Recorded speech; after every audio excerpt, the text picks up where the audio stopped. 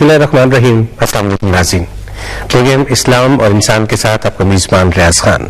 आज जिस मौजू पर हमें बात करना है वो है नजरिया नबुव्वत और रिसालत, और इस मौजू पर बात करने के लिए, हमारे सवालात के जवाब देने के लिए हमारे साथ एक दफा फिर मौजूद है मरूफ आलमदीन हजरत अल्लामा हाफिज मोहम्मद शफाअत रसूल। हम उन्हें कहते हैं अस्सलाम वालेकुम। वालेकुम अस्सलाम व रहमतुल्लाह। साहब बहुत सारा शुक्रिया आपका कि आपने जहमत की और तशरीफ लाए हमारे स्टूडियोज में।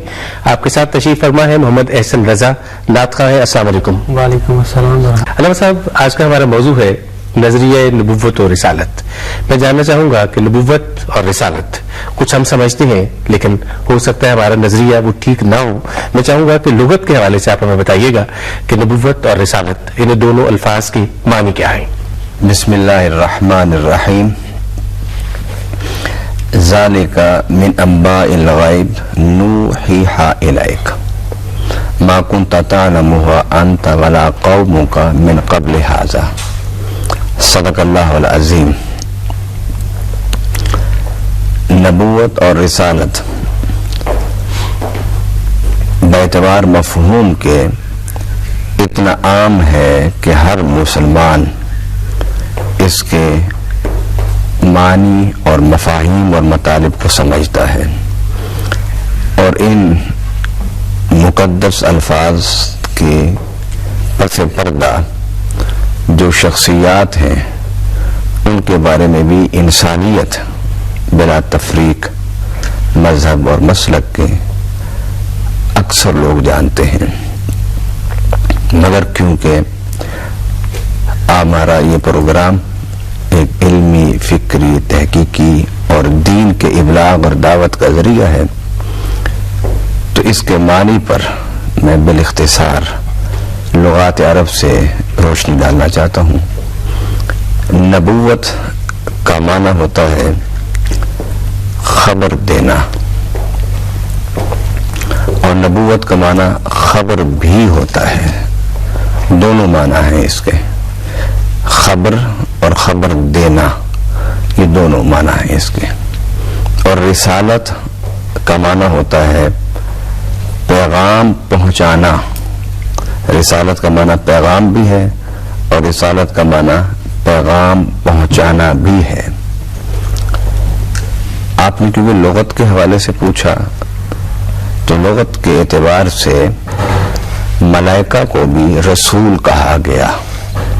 जिस तरह हजरत मरियम अलैहिस्सलाम के पास जब हजरत जिब्राइल अमीन गए तो कुरान कहता है कि वो घबरा गई, क्योंकि उन्होंने कहा कि मैं तुम्हें बेटा देने आया हूं।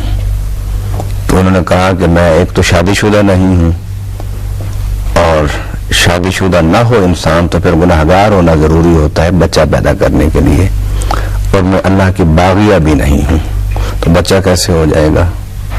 तो आपने फरमाया बस इसी तरह हो जाएगा। तो हजरत बी मरियम घबराई, तो कुरान कहता है कि फतमस्सल लहा बशरन सविया, कि हजरत जिब्राइल अमीन एक खूबसूरत नौजवान की शक्ल में हजरत मरियम के सामने खड़े थे। तो जब उनकी घबराहट को महसूस किया जिब्राइल अमीन ने, तो उन्होंने फरमाया आना रसूल रब्बिक, कि मैं रसूल हूं तेरे रब का। तो अब ये रसूल लुग़वी माना के एतबार से है कि मैं तेरे रब का पैगाम तुझ तक पहुंचाने आया हूं। तो मलाइका को बेशुमार जगह पर रसूल कहा, और अरबी रसाइल और जराइद अगर आप पढ़ें तो उसमें लफ्ज़ रसूल इस्तेमाल होता है। रसूल सऊदिया का, यमन का, इराक का, इसका मतलब होता है सफ़ीर, इसका मतलब होता है तर्जुमान, इसका मतलब होता है नुमाइंदा। तो रसूल इंसान भी होता है, रसूल इंसान के अलावा मलाइका को भी कहा गया, और रसूल वो भी होता है जो साहिब वही होता है, और रसूल उसको भी कहा गया जो साहिब वही नहीं होता, किसी ममलकत का नुमाइंदा होता है, किसी सोच का तर्जुमान होता है। रही बात नबी की, तो नबी के बारे में, नबूवत के बारे में यह है कि वो इंसान होगा, और सिर्फ इंसान ही नहीं बल्कि मर्द होगा। और इसीलिए जब नबूवत का जिक्र किया अल्लाह ताला ने تو ارشاد فرمایا ما کان محمد ابا احد من رجالکم ولکن رسول اللہ خاتم النبیین. ختم نبوت کی بات کی، ختم رسالت کی بات نہیں کی، کیونکہ رسول ہونا یہ اور چیز ہے، نبی ہونا اور چیز ہے. علامہ صاحب، نبی ہونا اور چیز ہے اور رسول ہونا اور چیز ہے. رسول آپ نے فرمایا سفیر بھی ہو سکتا ہے، کسی ملک کا نمائندہ بھی ہو سکتا ہے، لیکن نبوت جو ہے وہ اللہ تعالیٰ کا خاص عطیہ جو اب کسی کے پاس نہیں ہے. آپ صلی اللہ علیہ وسلم خاتم النبیین. یہ فرمائیے کہ نبوت و رسالت ایک تو آپ نے ذکر کیا، کیا اس کے علاوہ بھی کوئی نظریہ اس دنیا میں موجود ہے اس نبوت اور رسالت کے علاوہ جس کا آپ ذکر کر رہے ہیں؟ نظریہ نبوت اور رسالت پر گفتگو کرنے سے پہلے ہمیں یہاں پر بتانا ہوگا کہ قرآن نے نبوت اور رسالت کے معنی کیا لیے.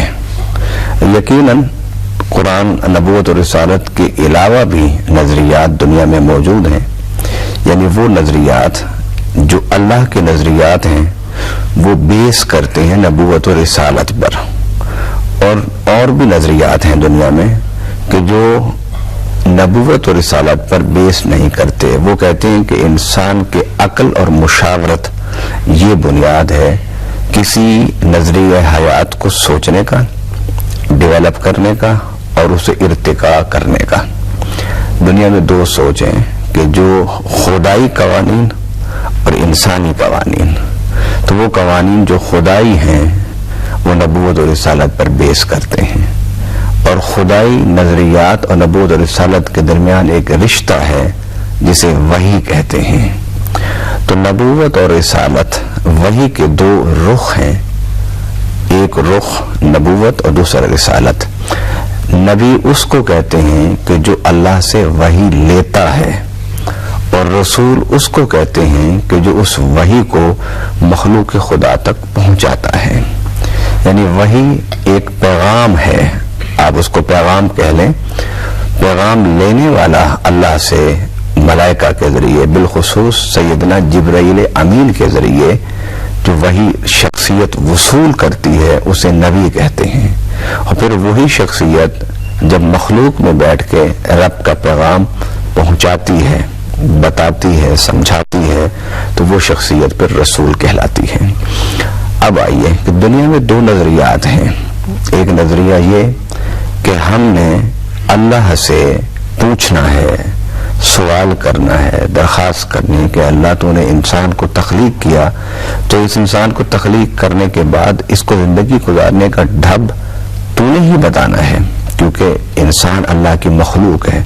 نہ صرف مخلوق بلکہ احسن الخالقین. رب نے کہا وَلَقَدْ خَلَقْنَا الْإِنسَانَ فِي أَحْسَنِ تَقْوِيمٍ. یہ احسن تقویم کا لفظ اور احسن الخالقین دونوں اکٹھے الفاظ ہیں، اور رب نے اپنے آپ کو احسن الخالقین اس مقام پر فرمایا کہ جس مقام پر انسان کی تخلیق کا ذکر فرمایا. تو اب انسان کا خالق اللہ ہے. جب انسان کا خالق اللہ ہے تو پھر اسی نے انسان کو زندگی گزارنے کا ڈھنگ سکھانا ہے، کیونکہ وہ جانتا ہے کہ میں نے انسان کے اندر کیا کیا رکھا ہے. اور خدا نے بڑا واضح فرمایا ہے کہ ایک انسان میں مٹی کا بدن ہے جس کو قرآن نے ذکر کیا کہ میں نے اسے مٹی سے پیدا کیا. دوسرا پھر اس کے بعد فرمایا کہ ہم نے اس کو سنوارنے اور بنانے کے بعد منفخت فیہ من روحی، ہم نے اس میں اپنا روح پھونکا ہے.